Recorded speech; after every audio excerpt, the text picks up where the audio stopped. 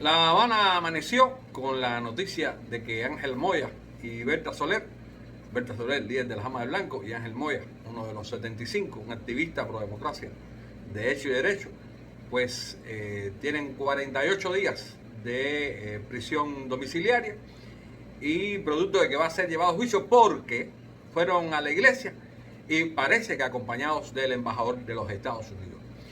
¿Para quién es la señal? ¿Para la oposición democrática o para el gobierno norteamericano? Eso es parte de la interpretación que tenemos que hacer.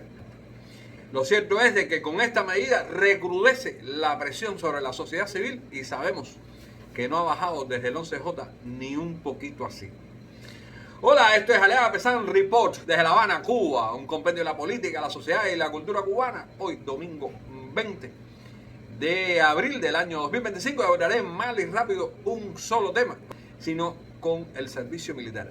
El duro rol del padre del conscripto.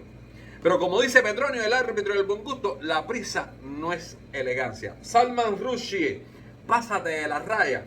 Un artículo entre 1992 y 2002. 10 años de artículo de este caballero, valiente caballero, que en los últimos años hasta fue atacado por los fanáticos islámicos, esos fanáticos que están penetrando Europa como a una señorita.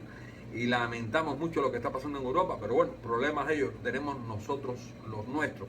Salman Rushdie, un hombre que ha marcado una pauta, no solamente por su agudeza literaria, su agudeza periodística, sino también por su valor a la hora de enfrentar a los ayatolás. Una oportunidad de excelente lectura a nivel internacional. Salman Rushdie, pásate de la raya, nunca mejor dicho. Volviendo al tema de Marras, nos hacemos las preguntas de rigor para enfrentar este tema. ¿Cuántos soldados han muerto por suicidio en Cuba? Soldados conscriptos me refiero. ¿Cuántos soldados han muerto en acciones GIN? ¿Cuántos soldados han muerto en los últimos tiempos? ¿Qué sufren los padres o el padre del conscripto cuando su hijo va al servicio militar? Empezando por la cantidad de muertos, lo más importante que funciona en el ejército cubano es la ley de la omertá, esa ley del silencio, de que no se puede hablar de las cosas porque son secretos militares, y lo pongo entre comillas, porque son cosas de hombres, dicen algunos, y otros porque el precio de decir lo que está pasando en las unidades militares cubanas, lo que pasa en los conscriptos, es realmente sería uno de los círculos del infierno de Dante. Muertos, ¿cuánto hay? Bueno, por lo menos se habla de 14 suicidios en el último año. De muertos en accidentes o acciones de la actuación previa de estos militares, como fueron los 14 muertos que hubo en la base durante el incendio de la base de supertanquero de Matanzas en el 2022 y ahora con la explosión del polvorín de Holguín. Hay otras explosiones más pequeñas, pero que se sienten igual y que dejan muertos igual. Sin embargo, repito, no hay datos fidedignos por parte del gobierno para saber lo que está pasando. ¿Qué sufren los padres? Bueno, lo primero que sufren los padres cuando estamos hablando de padres que sí consideran de que el hijo debe pasar el servicio militar porque debe servir a la patria. Lo primero que se enfrenta es a la corrupción de la oficialidad. Esa corrupción de la oficialidad que lo mismo se roba la comida para alimentar el puerco o los puercos que tienen en la casa. Y no es el primer caso, señores, no estoy hablando de nada secreto. Hasta los que les roban en los uniformes a los conscriptos y después los acusan, pero les roban, esos oficiales que les roban en los uniformes a los conscriptos para vendérselo a los campesinos.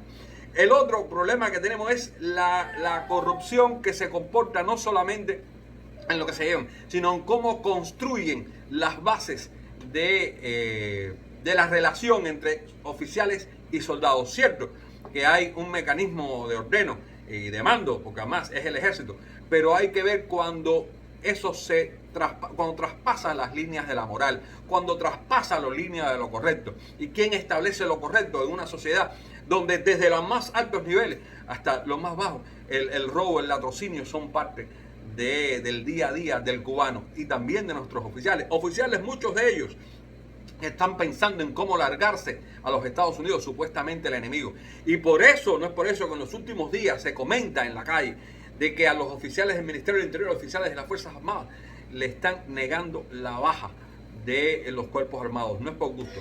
Lo último, lo que más daño hace, por supuesto, es la omertá, la ley del silencio, la ley del no hables. Pero no hables cuando hay jóvenes que se enferman, hay jóvenes que están mal alimentados, hay jóvenes que no tienen la oportunidad de que lo lleven a un hospital y los oficiales utilizan a ese padre, a esa madre. Y hablé en nombre de los padres, porque soy papá. Yo pienso que las madres lo sufren más, pero los padres sufren tanto lo que están pasando sus hijos como las mismas madres. Los padres casi siempre los que van a las unidades a tratar de apoyar a los hijos. Conversé hace un par de días con un taxista que tenía a su hijo en la unidad, en la división de Managua, la división de tanque de Managua. Y ese hombre lloraba a lágrimas por lo que estaba pasando su hijo, porque estaba enfermo, porque eran incapaces de tener una medicina en el puesto médico. Eso es lo que están pasando nuestros soldados. Mi posición está clara. Hay que eliminar el servicio militar obligatorio. Hay que ir a un ejército profesional, pequeño y profesional, para proteger al Estado. Esa es la idea fundamental. Les recuerdo, esto es Aleva Pesán Report, y si los informativos dan noticias, nosotros las ponemos en contexto.